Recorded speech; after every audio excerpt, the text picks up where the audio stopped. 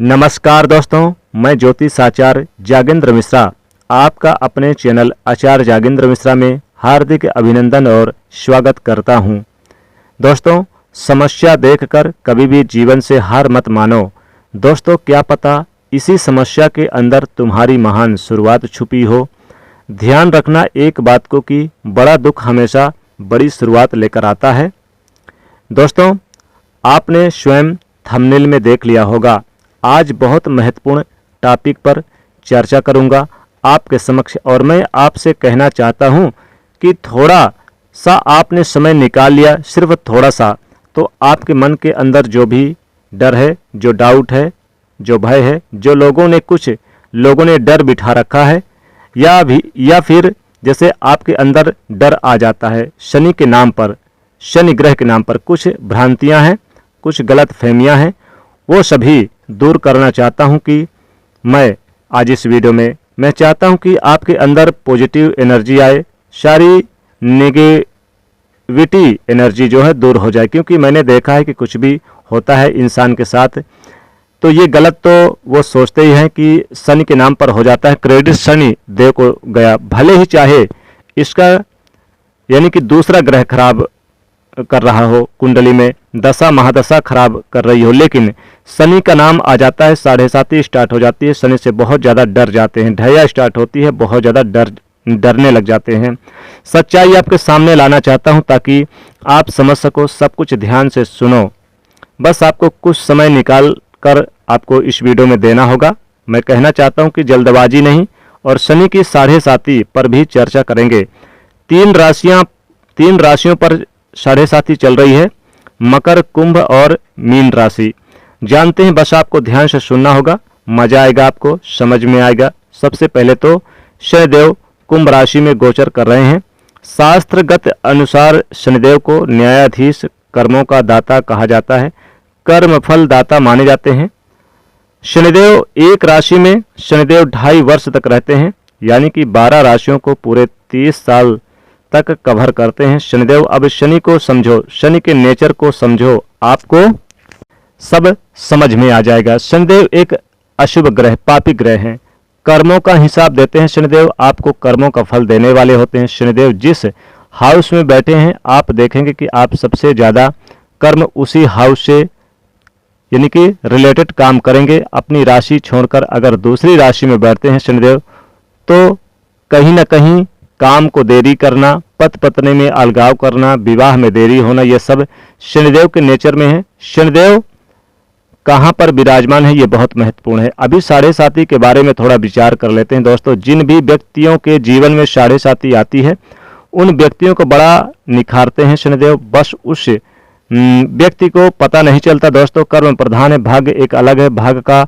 अच्छा होना बहुत जरूरी है। मैं बहुत मानता हूँ कि भाग्य को, लेकिन भाग्य अच्छा नहीं भी होगा आपका, लेकिन कर्म तो करना पड़ेगा। तो कर्म प्रधान है, इसलिए तो कहते हैं कि जब भी आपके 7.5 लगती है चंद्रमा से, जब 12वें घर में शनिदेव आते हैं, और 12वां होता है लॉन्ग ट्रेवल का, सबसे पहले आपको मेहनत करवाता है, निखारते हैं। आपने देखा होगा कि 7.5 लगने के बाद आपके नेचर को जो देखना, कभी भी आपके नेचर में कितना चेंज होगा, आप कितने निखर जाते हैं। 7.5 खत्म हो जाने के बाद दोस्तों, आप शनिदेव को तेल चढ़ाते हैं, क्योंकि ताकि आप जो मेहनत कर रहे हैं, आप जो स्ट्रगल कर रहे हैं, यानी आप थको नहीं, आपके अंदर नेगेटिव ना आए, आपके पैरों में थकान ना आए। 7.5 जब भी आती है, ध्यान रखना, जब भी 12वें में शनिदेव होते हैं तो आपको बहुत लंबी यात्रा करवाते हैं, और जब आपका सेकंड चरण शुरू होता है तो कहीं ना कहीं आपको मानसिक तनाव भी देते हैं, क्योंकि चंद्रमा हमारा मन है और शनिदेव एक अशुभ ग्रह यानी कि पापी ग्रह है। लेकिन डरने वाली बात लोगों के अंदर ये हो जाती है कि लोग बहुत ज़्यादा डरने लग जाते हैं कि जो भी हो रहा है वो शनिदेव की वजह से हो रहा है।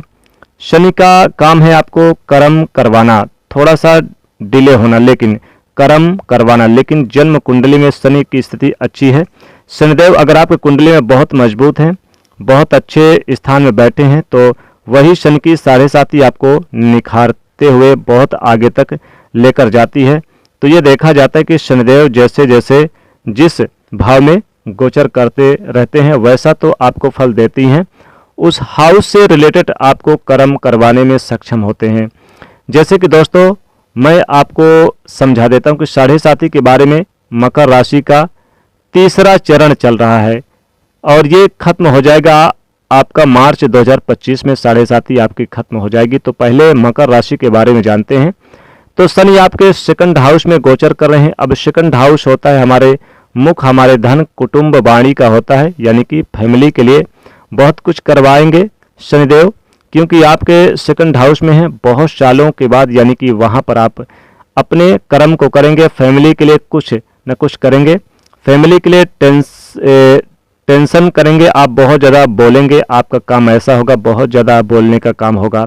धन एकत्र करेंगे, करने की कोशिश करेंगे, ज़्यादा कोशिश करेंगे, फैमिली के लिए वक्त निकालने की कोशिश करेंगे, लेकिन प्रॉब्लम वहाँ पर भी देखने को मिलेगी। हालांकि शनिदेव कुंभ राशि में, लेकिन कहीं ना कहीं थोड़ा तनाव भी होगा, लेकिन फिर भी आपके कर्म की जो एनर्जी है थोड़ा कम होगी।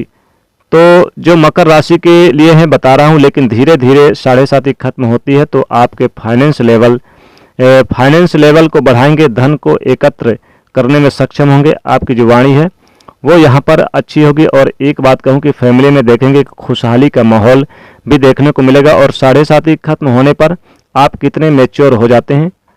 बात करें मैं यहाँ पर कुंभ राशि के बारे में, तो कुंभ राशि के सेकंड चरण चल रहा है, जो कि स्वयं सेकंड यानी कि कुंभ राशि पर ही गोचर भी कर रहे हैं।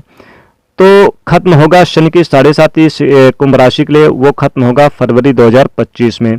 तीसरा चरण स्टार्ट होगा आपका मार्च 2025 में। अब कुंभ राशि के फर्स्ट हाउस में ही शनि गोचर कर रहे हैं। अब कुंभ राशि का जो गोचर है तो चंद्रमा भी है, तो चंद्रमा का कारक होता है, मन का कारक होता है। आप देखेंगे कि कहीं ना कहीं ये माता का थोड़ा सा टेंशन देगा, मन को विचलित करवाएगा, मन में निगेटिविटी एनर्जी क्रिएट करता है। इसमें आप कंफ्यूज हो रहे हैं, कंफ्यूज यानी कि करना बहुत चाह रहे हैं, लेकिन कंफ्यूज के चलते डिसीजन नहीं ले पा रहे हैं, शंका बहुत उत्पन्न हो रही है आपको। हालांकि कैरियर में परिवर्तन भी साढ़े साथी बहुत ज़्यादा परिवर्तन लाती है हमारे कैरियर में, क्योंकि कर्म के कारक है, नौकरी के कारक है, परिवर्तन के कारक ग्रह भी माने जाते हैं, यानी कि परिवर्तन बहुत कराती है, या फिर इंसान खुद परिवर्तन की सोचता है। मार्च 2025 से पहले परिवर्तन की संभावना हो सकती है, लेकिन आपको स्टेबल रहना है, कुछ उपाय करना है। इसलिए मैं आपको कह रहा हूं कि साढ़े साथी कर्म करना पड़ेगा, साढ़े साथी में कर्म तो करना पड़ेगा, आपको रिजल्ट अच्छा मिलेगा आपको। अगर मैं मीन राशि की बात करूं तो यहाँ पर मीन राशि का पहला चरण चल रहा है, साढ़े साथी खत्म होगी बहुत लंबे समय के बाद, अप्रैल 2030 में खत्म होगी आपकी साढ़े साथी। दूसरा चरण शुरू होगा मार्च 25 में, तीसरा चरण शुरू होगा और फरवरी 2028 में। अब मीन राशि के 12वें घर में गोचर कर रहे हैं, तो देखिए विदेश की यात्रा हो सकती है, ट्रेवल कर सकते हैं, बाहर से संबंधित घर में कोई हॉस्पिटलाइज खर्च फैमिली में बढ़ सकता है, स्वास्थ्य संबंधी परेशानी देखने को मिलेगी। तो सेहत को लेकर थोड़ी ध्यान जरूर रखना होगा, लेकिन कोर्ट कचहरी के मामले चल रहे हैं तो उसमें आपको यानी कि कहीं दिक्कत होगी, पैसे वगैरह खर्च हो सकते हैं। लेकिन लंबी दूरी की ये ट्रैवल यानी यात्रा हो सकती है, विदेश जाने का योग बनेगा, विदेश से संबंधित कोई कार्य करेंगे। तो मीन राशि के जातकों के लिए यानी कि आउट ऑफ कंट्री के लिए भी अच्छा अवसर रहेगा, लेकिन सेहत को ध्यान रखना होगा और सेहत संबंधी धन खर्च हो सकते हैं। कोर्ट कचहरी के मामलों में भी थोड़ा ध्यान रखना होगा। हालांकि कुछ महत्वपूर्ण कार्य करेंगे घर परिवार के लिए, लेकिन इसमें धन खर्चों में होगी। तो साढ़े साथी का जो यानी प्रभाव है इन तीनों राशियों के लिए हमने इस वीडियो में बताया है। उपाय की बात करें तो शनिदेव की आप ज़्यादा से ज़्यादा आप लोग पूजा पाठ किया करें, शनि के मंत्र का जाप करें, ओम शम शनिश्चराय नमः, तो साढ़े साथी कम होता है। हनुमान चालीसा का पाठ करें, शनिदेव के मंत्रों का जाप करें, शनि का स्तोत्र जाप करें, सरसों का तेल का दान करें और काली उड़द काले तिल का दान करें, तो साढ़े साथी से मुक्ति जरूर मिलती है। तो दोस्तों ये थी इन तीन राशियों के लिए महत्वपूर्ण जानकारी। वीडियो कैसी लगी बताइएगा, वीडियो को लाइक करके इसे शेयर कर दीजिएगा। जय शनिदेव।